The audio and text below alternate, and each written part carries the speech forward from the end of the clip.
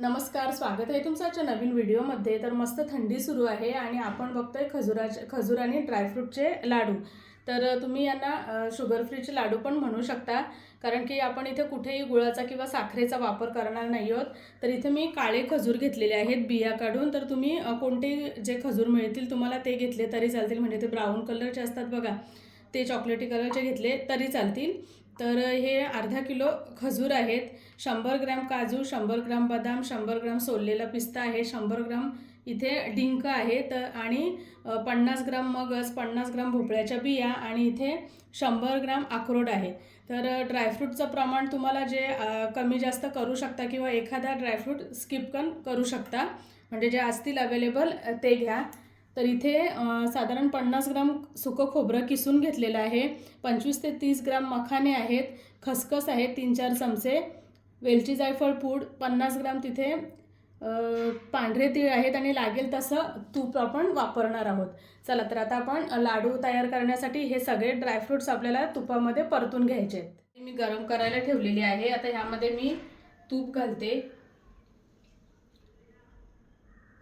1 ते 2 चमचे तूप घातलं आणि बदाम आपल्याला हलकेसे यामध्ये परतून घ्यायचे आहेत।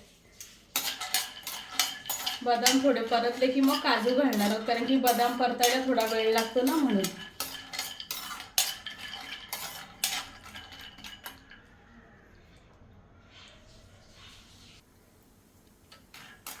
बदाम थोडे परतून झालेत, आता ह्यामध्ये मी काजू घालते। गॅसची फ्लेम लो टू मीडियम आहे। पिस्ता आणि अक्रोड आता मस्त हे आपल्याला परतून घ्यायचे। आता मी हे अख्खेच घेतले आणि मी तुपावर परतून झाल्यानंतर मिक्सरला बारीक करणार आहे। तुम्ही हवं तर तुम्हाला जसे तुकडे हवेत छोटे मोठे तसे करून आणि मग तुपामध्ये परतले तरी देखील चालतील।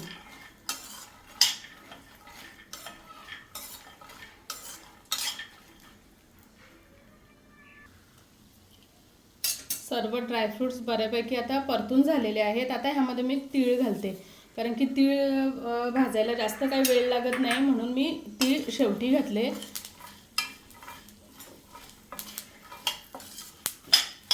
आता अजून मी 1 ते 2 मिनिटं हे परतून घेते चांगले।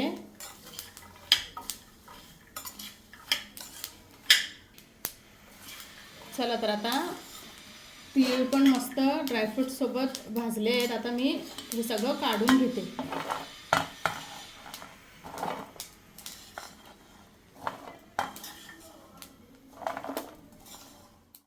चला तर आता त्याच कढईत पुन्हा मी थोडं तूप घालते आणि मखाने भाजून घेऊया।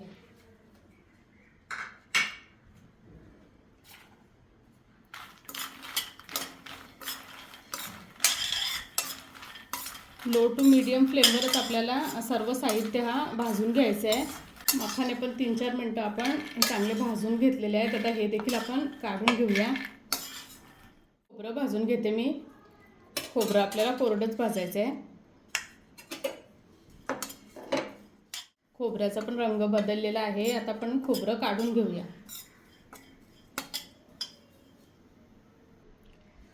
आता पुन्हा मी 1 चमचा तूप घालते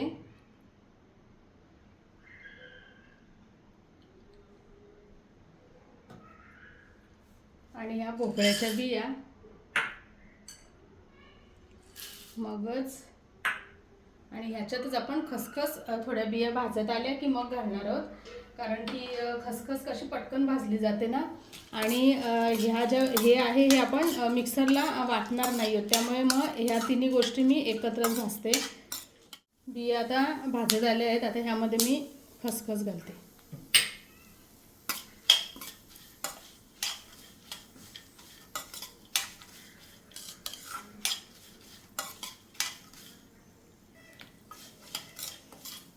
दोन्ही बिया आणि खसखस पण आता मस्त भाजलेली आहे। आता ही पण मी काढून घेते।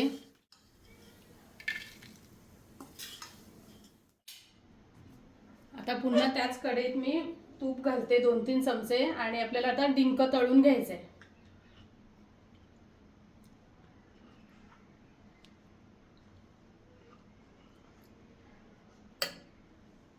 तूप चांगलं गरम झालं की मग डिंक तळायचं आहे. तूप गरम झालंय, आता ह्यामध्ये आपण डिंक घालणार आहोत. तर डिंक असं ना थोडं थोडं घालायचं आहे, म्हणजे ना एकदाच त्याचं एकदम पूर्ण गठ्ठा नाही होत. आणि बारीक गॅसवर आपल्याला डिंक तळून घ्यायचं आहे, म्हणजे छान तो फुलतो.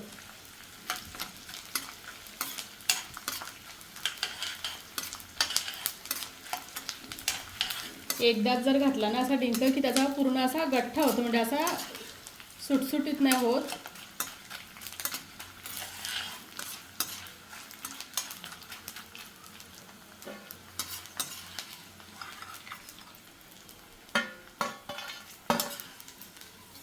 मस्त फुललाय डिंक चांगला. आता सर्व डिंक मी असा तळून घेते. चला, तर आता सर्व साहित्य आपलं लाडवांचा भाजून झालेलं आहे. तर इथे डिंक जो आहे तो मी पावभाजी मॅशरने असा मॅश करून घेणार आहे. तर तुम्हाला जर मिक्सरला बारीक करायचं असेल तर तुम्ही बारीक करू शकता. आणि ह्याचे मी मिक्सरला असे तुकडे असे करणार आहे, म्हणजे एकदम बारीक पावडर नाही करणार, थोडेसे असे तुकडे टाईप करणार आहे. ह्याची पावडर करणार आहे. खोबरं तसंच घेणार आहे आणि हे पण तसंच घेणार आहे. तर आधी आपण डिंक असं मॅश करून घेऊया. हा बघा, डिंक आता पावभाजी मॅशरने मस्त मी बारीक केलेलं आहे. आता हे जे ड्रायफ्रूट्स आहेत ना, हे मी माझ्याकडे हँडमिक्स आहे, तर त्यामध्ये मी असे तुकडे करून घेणार आहे, कारण की मला जास्त बारीक ह्याचे पावडर नको आहे. तुम्हाला जर बारीक जास्त हवे असतील तर तुम्ही मिक्सरमध्ये त्याची बारीक पूड पण करू शकता. तर आता मी हे ड्रायफ्रूट आधी ह्याच्यात तुकडे करून घेते. हे बघा, एकदम पावडर पण नाही, असे थोडेसे तुकडे ठेवलेले आहेत मी. तर आता मी हे काढून घेते आणि सर्व ड्रायफ्रूट असे करून घेते. ड्रायफ्रूटचे तर तुकडे करून झालेले आहेत. आता आपण मखाण्यांची आपल्याला पावडर हवी आहे, तर म्हणजे एकदम बारीक पाहिजे, तर मखाने मी मिक्सरला बारीक करून घेते. हे बघा, मखाण्यांची पण मी एकदम पावडर करून घेतलेली आहे. आता आपण जे खजूर बिया काढलेले घेतले होते ना, ते या हँड मिक्सीमध्ये बारीक करणार आहोत. तुम्ही मिक्सरला पण लावू शकता.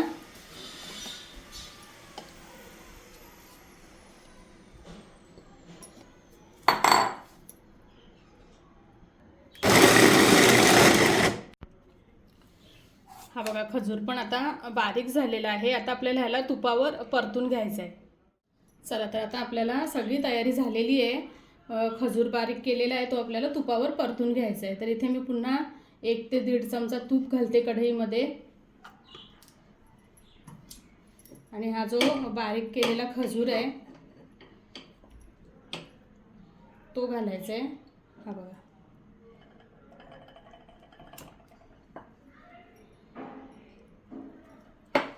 तर मस्त परतून घ्यायचं आहे तुपामध्ये. आपल्याला थोडा त्रास होतो कारण की हा घट्ट असतो ना खूप. गॅसची फ्लेम लो टू मीडियम केलेली आहे आणि मस्त हा आता परतून घेते.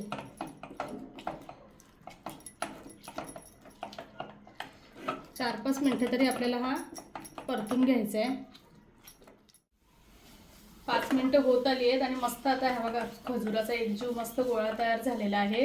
आता मी गॅस बंद करते. आणि हे बघा, आता खजुराचं मिश्रण पण आपलं तयार आहे.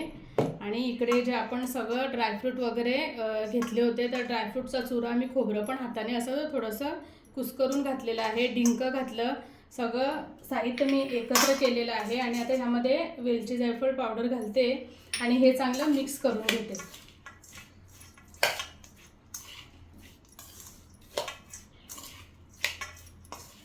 सर्व साहित्य मस्त मिक्स केलेलं आहे.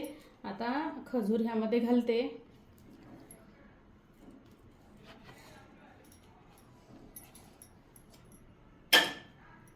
आणि तो खजूर गरम आहे ना खूप, त्यामुळे थोडंसं मी चमच्यानेच कालथीने असं मिक्स करून घेते. आणि मग हाताने आपल्याला जसं सोसवेल गरम, मग हाताने चांगलं मिक्स करून घ्यायचं आहे.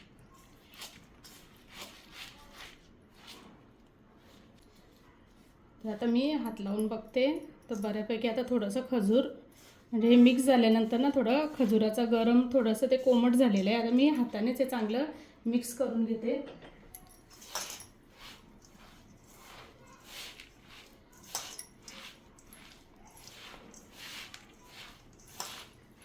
तेव्हा मस्त आता मिश्रण सगळं मी मिक्स करून घेतलेलं आहे चांगल्या हाताने. आता आपल्याला हव्या त्या आकाराचे आपण याचे लाडू करायचे आहेत. तुमची मुलं जर जिमला वगैरे जात असतील ना तर तरी पण हे लाडू खूपच पौष्टिक आहेत आणि थंडीत एक सकाळी उठून खाल्लं आणि दूध प्यायलं की मस्त एकदम. तुम्ही यांना प्रोटीन लाडू पण म्हणू शकता. तर हे बघा, हे असे सगळे लाडू आता मी तयार करून घेते.